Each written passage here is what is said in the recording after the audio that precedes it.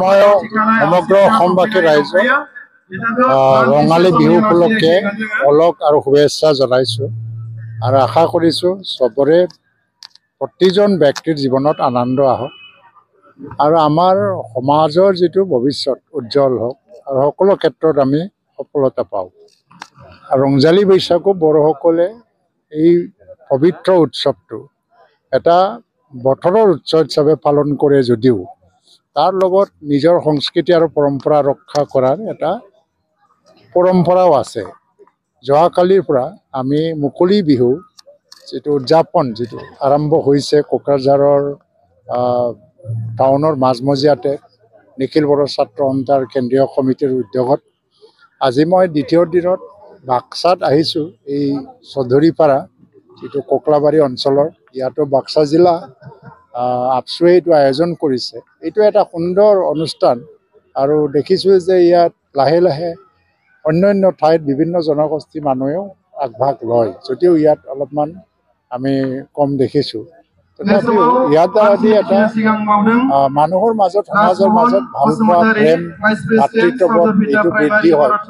আৰু অনাগত সময়ত আমাৰ জীৱন সংগ্ৰাম প্ৰস্তুতি চলাবৰ কাৰণে আমি এই মুহূৰ্তত এই নতুন বছৰটো আদৰণি জনাই পেলাই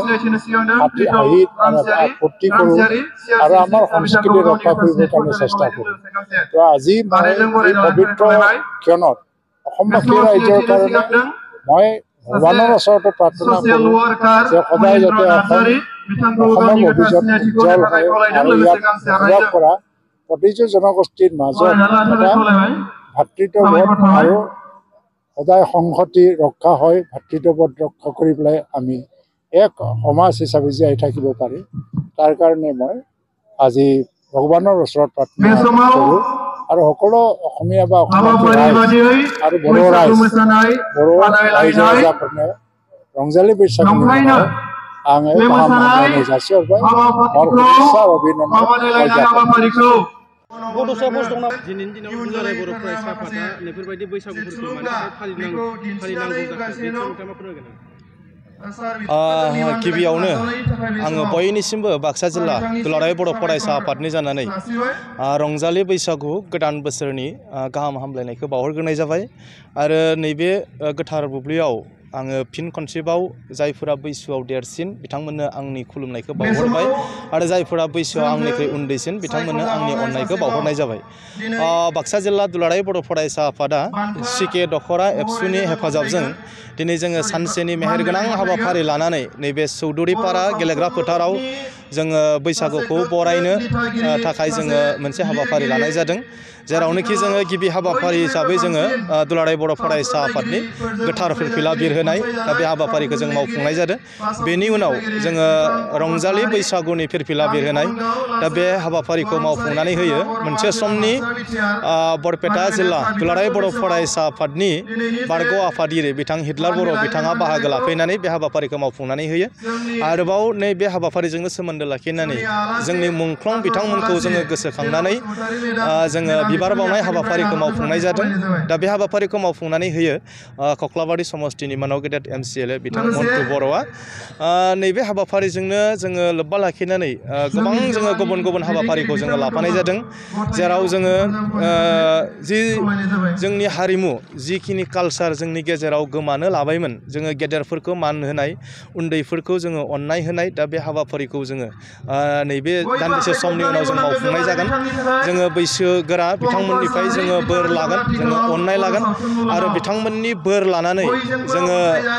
समाजनि थाखाय खामानि मावनो आरो हारिनि थाखाय खामानि मावनो, हारिमु बिथिंखौ दिनै गोजौआव जौगाहोनायनि थाखाय खामानि मावलांनो जोङो बिथांमोननिफ्राय बोर लागोन। आरो नैबे हाबाफारिजोंनो सोमोन्दो लाखिनानै जोंनि जि आंगो हारिमु खाम सिफुं जथा सेरजाखौ लानानै जिबायदि जोङो मोसानाय दिन्थिफुंनो नांगौ, दा बेबो जोंनि गेजेराव मोनसे समाव गैया जालांबायमोन। नाथाय दुलाराय बर' फरायसा आफादनि बानजायनायाव बे हारिमुखौ लाबोफिननांगौनि थाखाय मोनसे रिनाइसेन्स, मोनसे जांख्रिखांनाय लाबोनो थाखाय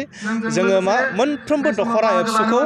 नैबे मोसानाय दामनाय देनायखौ लानानै जोङो वार्कशप मावबादा लानो थाखाय बिथोन हरनाय जादों। दा बे लेखायैनो जायफोर दखरा एबसुआ बे बिथोनखौ मानिनानै वार्कशपखौ लानाय जादोंमोन, दा बिथांमोनखौ लानानैनो दिनै हानजा मोसानाय कम्पिटिशना जागोन दा बेनि थाखाय जोङो नैबे कम्पिटिशनखौ जोङो लाखिनाय जादों आरो आसा खालामदो बेफोरबायदि हाबाफारिनि गेजेरजों फिन मोनसे बर' हारिनि गेजेराव हारिमुखौ फोथांनांगौनि थाखाय बेखौ फोजौनांगौनि थाखाय मोनसे जांख्रिखांनाय फैगोन मोनसे रिनायसेन्स फैगोन आंहा फोथायनाय दङ आरो आङो जोबथारनायाव आङो आनान गसाइनि सेराव बोर बिनो लुबैदो नैबे रंजालि बैसागुआ जाहाथे बर' हारिनि गेजेराव मोनसे गोजोन मोनसे जौगानाय मोनसे खौसेथि थासारिखौ लाबोयो आरो नैबे बिटिआर ओनसोलाव बर' हारिजों लोगोसे गुबुन हारि माहारिनि गेजेरावबो जाहाथे जों खौसेयै थांनो हायो आरो बेबायदिनो फैबाय थानाय समाव जोङो बाक्सा जिल्लाखौ मोनसे जौगानाय मोनसे जिल्ला आरो बयबो दिनै ज' ज'यै खामानि मावनायनि गेजेरजों जोङो जिल्लाखौ जोङो जौगानाय फारसे जोङो मोननो हागोन दा बेखौ जोङो आसा खालामनो हायो आरो बेनि थाखायनो आङो आफा आनान गसाइनि सेराव बोर बिनाय जाबाय